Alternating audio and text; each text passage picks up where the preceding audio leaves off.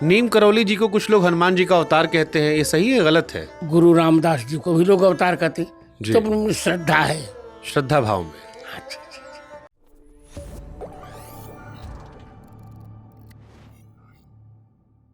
नीम करौली जी को कुछ लोग हनुमान जी का अवतार कहते हैं, ये सही है गलत है? ऐसी संतों पर मैं टिप्पणी नहीं करना चाहता। जी। वैसे तो समर्थ गुरु रामदास जी को भी लोग अवतार कहते जी। तो उनमें श्रद्धा है। श्रद्धा भाव में। अच्छा, अच्छा। ठीक है। देखो, मैं फिर कहने जा रहा हूँ, मैं एक टैलेंटेड व्यक्ति हूँ जी। और जो कहूँगा बहुत विचारित होगा। तो ठीक, इसीलिए हम लोग आपसे स्पष्टता मांगने आते हैं, क्योंकि यहाँ हनुमान प्रमाणिक जी तौर पर मिल जाएगा। हनुमान जी को अब अवतार लेने की आवश्यकता नहीं है। जी। चारों युग प्रताप तुम्हारा, अवतार वो लेता है जो शरीर छोड़े। जी। हनुमान जी चारों युगों में है। कृपा हो सकती है। जी। समर्थ गुरु रामदास पर हनुमान जी कृपा थी। जी। नीम करौली वाले बाबा महाराज पर भी हनुमान जी कृपा थी। अवतार कहना तो अतिरंजना होगी।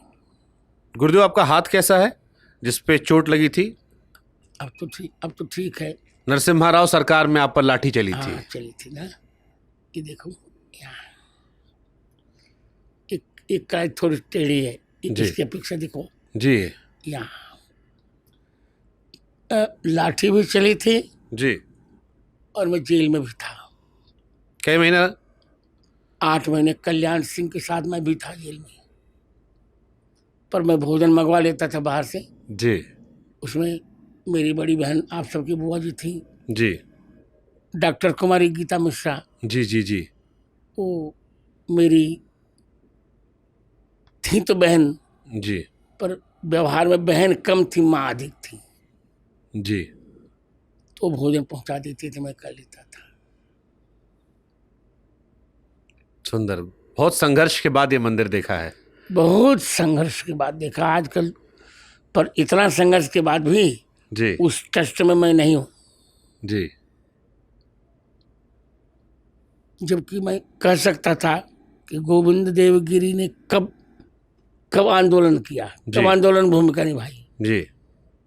क्यों बन गए ट्रस्टी, पर मैंने कुछ नहीं कहा।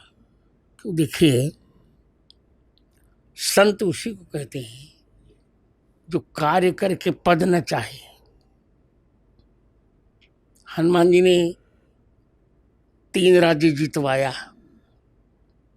किष्किंधा का राज्य भी हनुमान जी के द्वारा जीता गया, लंका का राज्य भी हनुमान जी के द्वारा जीता गया, और भरत के प्राण बचाकर अयोध्या का भी राज्य राम जी को दिलवाया। पर कहीं भी हनुमान जी नहीं रहे। जी। तो वही नीति मैंने अपनाई, कुछ नहीं करना चाहिए। वो लोग ट्रस्टी बने रहे। रामलला जी आ गए, हमारा लक्ष्य पूर्ण हो गया। इतिहास जानता है, अब ट्रस्टी रहे चाहे जो कुछ करे कर। ठीक। सुंदर बात। आजकल नेता लोग गुरुदेव राम राज्य या हिंदू राष्ट्र का बड़ा जिक्र करते हैं। आपकी नज़र में हिंदू राष्ट्र या राम राज्य की परिभाषा क्या है, और क्या भारत में ये संभव है? देखिए, अभी चूँकि मैंने फिर कहा, मैं पढ़ा लिखा व्यक्ति हूँ, अपलाप नहीं करता। जी। हिंदू राष्ट्र तो मैं चाहता हूँ जी। But it will take time. बहुत अभी समय लगेगा। पहले तो हिंदू राष्ट्र के लिए संसद में हिंदूवादियों की कम से कम 370 सीटें हों, 3/4 बहुमत हो, तब भारतीय संविधान में कुछ उलटफेर किया जा सके। ये थोड़ा भी कठिन लगता है, पर भगवान की कृपा, सत्संकल्प है तो क्या नहीं हो सकता। हो जाए तो मुझे अच्छा लगेगा, और मैं प्रयास भी करूंगा जी कि हिंदुओं की संख्या बढ़े। आजकल जो कहा जा रहा है, बच्चा पैदा करने वाली सब जरा पढ़े लिखे लोगों के लिए अस्वाभाविक लगता है। ये है कि जो हमसे बिछुड़ गए हैं, उन्हीं को लौटा लिया जाए तो भारत में 80% हिंदुओं की संख्या हो सकती है। ये आप दलितों की तरफ इशारा कर रहे हैं या जो कन्वर्ट हो गए मुसलमान उनकी तरफ? दोनों को। दलित तो हिंदू ही है, पर जो मुसलमान ईसाई जो कन्वर्ट हो गए हैं जी उनको लौटाया जा सकता है, और हम प्रयास कर भी रहे हैं। ठीक है, इसमें धीरेन्द्र जी भी काफ़ी कोशिश कर रहे हैं आजकल। वो तो मेरा बताया ना, उसने तो मुझसे ही दीक्षा ली उन्होंने। जी। अच्छा, ये रामचंद्र जी के बारे में बताइए कि आपके दो शिष्य हैं। एक तो धीरेन्द्र जी एक दिन मुझसे शिकायत भी कर रहे थे, कह रहे थे वो रामचंद्र जी से बहुत जलन रखते हैं क्योंकि वो आपके आसपास रहते हैं।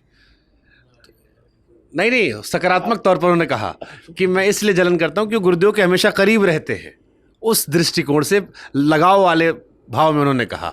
तो आपके दो शिष्य हैं, दोनों अलग नाम रोशन कर रहे हैं। धीरेन्द्र जी को दुनिया जानती है, थोड़ा रामचंद्र जी के बारे में बताइए। आपके उत्तराधिकारी भी हैं, क्यों आपने चुना, क्या रिश्ता आपका है और क्या खूबी आपने देखी उनमें? चुनाव करने में रिश्ते नहीं देखे जाते जी आज साधुओं की परंपरा हो गई है, जी बनते तो हैं विरक्त, जी पर संपत्ति देते अपने भतीजों को। मैंने ऐसा नहीं किया। जी तो मेरा परिवार स्वयं समृद्ध है, पढ़ा लिखा है, जी किसी को आश्रम से कुछ लेने देने की इच्छा नहीं। जी क्योंकि आचार्य रामचंद्र दास बचपन से मेरे साथ रहते थे, जी इसको मैं प्रेम भी बहुत करता था, अभी भी करता हूँ। जी मैंने देखा कि ये ब्राह्मण है, वत्सगोत्री है, इसे उत्तराधिकारी बना दिया जाए, तो उत्तराधिकारी बना दिया। अच्छा चला रहा है। जी कुछ खूबी बताइए उनके बारे में, लोग थोड़ा और जानेंगे, आप बताएंगे तो। पहली बात है कि वो व्यवहार कुशल बहुत है, जी प्रत्युत्पन्नमति भी है, जी और गुरुजनों और संतों के प्रति निष्ठा भी उसकी है। जी अभी धीरेन्द्र शास्त्री भी गृहस्थ हैं, जी उनका विवाह भी होगा। हाँ, उनका होगा। वो जलन नहीं रखते।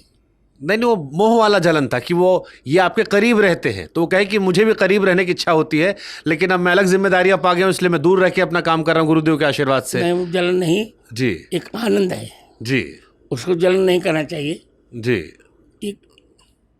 एक प्रकार की इच्छा जी का कदाचित मैं भी निकट होता। हाँ, ये वो कह रहे थे, यही उनका भाव शायद यही था। हाँ, जलन नहीं। हाँ, शब्द इस बार भी वो जी मुझसे श्रीयंत्र की दीक्षा लेकर मुझसे गया, अभी तो गए। जी। अच्छा गुरुदेव, आपने कहीं कहा कि ब्रह्मचर्य, शादीशुदा होकर ही ब्रह्मचर्य का पालन किया सकता है, ये सच है? हाँ, कैसे? ये हमारे यहाँ की कहावत है, तुम भी जानते हो, एक नारी ब्रह्मचारी। हाँ विवाह करके ये केवल अपनी पत्नी के प्रति दृष्टि डाल, भूल कर भी अपनी पत्नी के अतिरिक्त किसी महिला पर दृष्टि न डाले, उसे ब्रह्मचारी कहा जा सकता है। इसे भगवान राम के लिए कहा गया, तरुणो रूप संपन्नो सुकुमारो भावनो पुंडरीक विशालाक्षु तापसो ब्रह्मचारिणो। राम लक्ष्मण के लिए कहा गया। जी एक पत्नी व्रत धर कोई ब्रह्मचारी कहा भी जा सकता है, जी, कहा भी जाता है। ठीक बात।